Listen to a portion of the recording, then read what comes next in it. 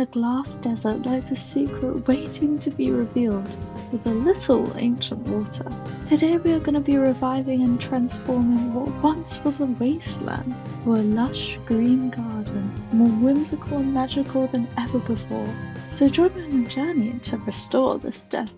Hi guys, my name is Strawberry and welcome back to another episode of our So Much Let's Play, specifically episode 31. In the previous episode, you were able to decorate the ancient ruins, which is this biome over here. I've made it seem so magical and also enhance the lore in this area. And today we are going to be doing just that, with this secret area with the glass desert and restoring it from being a desert to these wonderful little oases.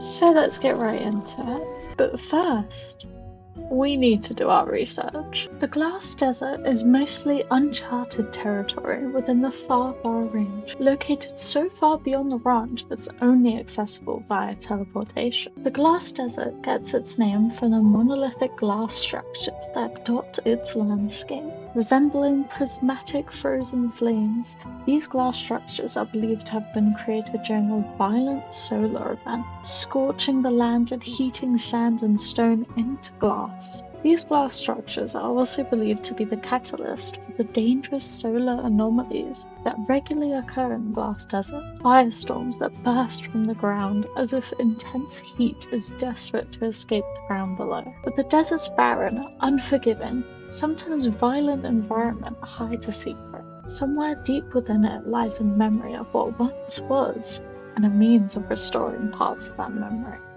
I already have a teleporter that goes to the glass desert, and I've placed some extractors nearby, which have been very useful as there are certain materials that you can only get through the glass desert. So I would like to see if we can place a bunch more extractors, as there are limits to how many you can place, but hopefully we'll still be able to get a few more. And look at how beautiful these little oases are. And I think this will be a lovely area for extractors as it's very big, very open, and it has a teleporter that leads right back home. So let's figure out where we might want to place them. Oh, okay. No extractors for us. I might get rid of one of the extractors we placed on the dry reef. So then we have room for one more over here.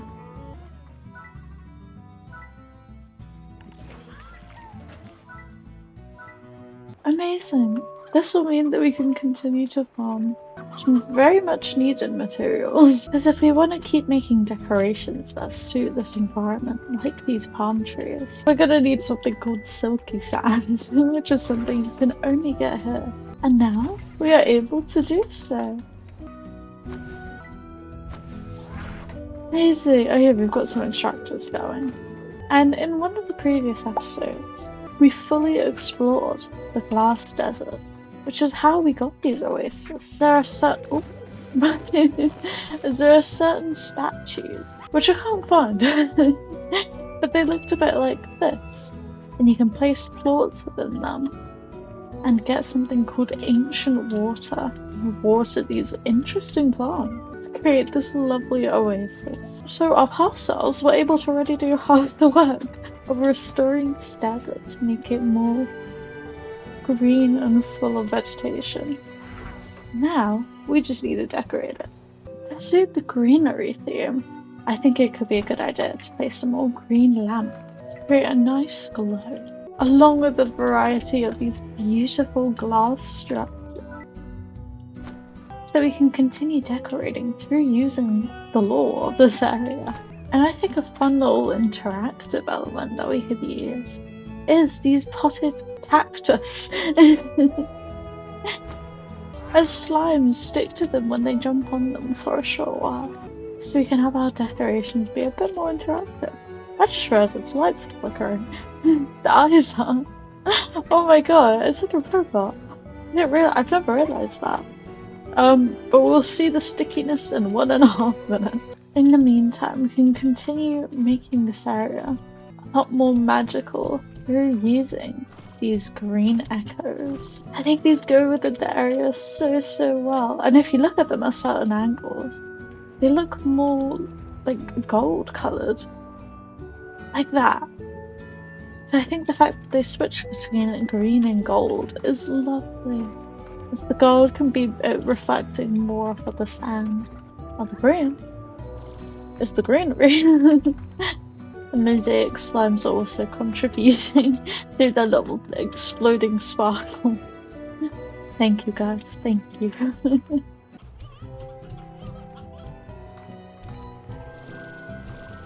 Oh, this is already looking so much more magical. And if we add some chimes, because this is a very busy area, so if we add some chimes, hopefully slimes can walk through them a little. And they can play some lovely tunes, like so. And we'll add a little secret red ornament as it goes with the greenery. Just sneak it in there, you know? Oh my god. It's so chaotic in here. Got tornadoes, it's raining fire slimes. No, we've got these oases. It's shockingly a vibe though, I can't lie. But over here we can continue this greenery while also adding some more fiery structures. Because as you can see, it is raining fire. So these will appear. And then we can also add some ruined columns. Ooh. To show how there might have been some pillars here, but they did unfortunately collapse to once again this lovely beam of fire. We can also place things like the fire flower patches to maybe show places where the fire struck and left a little patch. And we could also emphasize that through some lovely red echoes to make it look like there are fire particles or like ashes coming off of it, whilst also leaving some glass structures to further show them.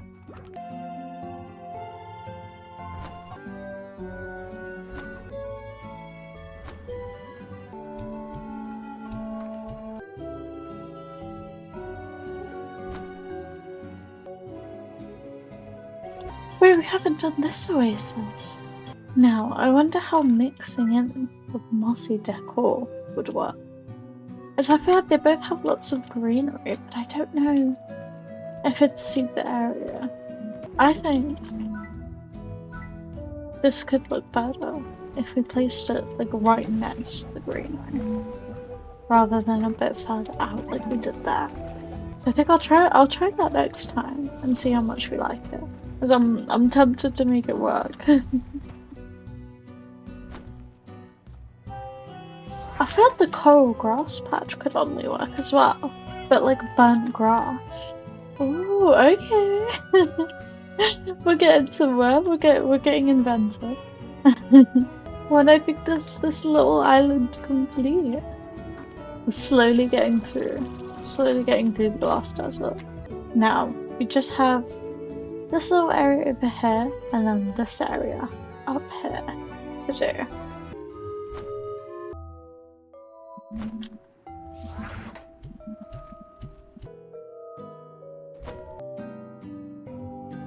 We have officially just finished decorating the first part of the glass desert, and I think it's time for a tour.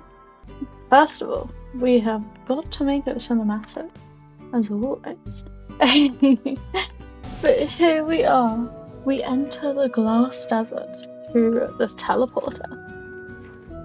And I've got some extractors down, just for the materials. And then we've got some pillars. One which has been broken due to the raining fire slime events. And here we've got a beautiful oasis, which was once a deserted desert. However, a beautiful desert can't cover the chaos that can come from the fire slimes raining down. And there were some fires left around, along with lots of glass pillars, created from the heat of this fire colliding with the sand and the various other materials. And you can see another spot up there where the fire struck down and set another area on fire, which also broke some pillars. I love how much we've been able to tell a story through these wonderful decorating transformation videos, and how we've been able to create areas which look like they're on fire through the use of echoes and different varieties of decorations. But yeah, down here you've got the main area of the glass desert, this little big one, which also has a teleporter that leads back home. And you can see the mossy particles slowly creeping out through how much greenery and vegetation there is in this area. Also some interactive elements which the slimes can use. So if they walk through these, they play a little tune, which is wonderful. And we've also got a cactus over here, which slimes can stick to. So another lovely interactive element. You pick a slime. Please go demonstrate. They're stuck to it temporarily. We've also got some green lighting to tie in with the greenery, along with lots of extractors, as I need the materials. And materials are what helped me build these sorts of things. They're very much necessary. But if we go to the left, over here through this slime door, we've got another area where slimes can stick to, along with another beautiful oasis created, with lots of warm lighting that might reflect off of the sand, and broken pillars and fires from, once again, the disasters that happen here, along with a beautiful oasis. But this area can also lead down here, where we come across many dangerous slimes and also some burnt grass patches, where the fire may just be going out, with some warm lighting once again. We have yet to do this oasis, but I think that can be a lovely thing to do in the next episode. Along with finishing decorating this area, as we've made a good start. I'm really tempted to make these mossy trees work, as I've heard they can add a nice variety to the greenery. But that is what we've been able to achieve this episode. Thank you so much for watching, and please let me know what you think about what we've decorated so far. Anything that you like or anything you might change. And if you've ever tried decorating the entire glass desert. And if you enjoyed the video, as always, make sure to leave a like and subscribe so you don't miss any of the future ones. I post every Friday, so hopefully I'll see you then. Thanks so much for watching, and bye bye!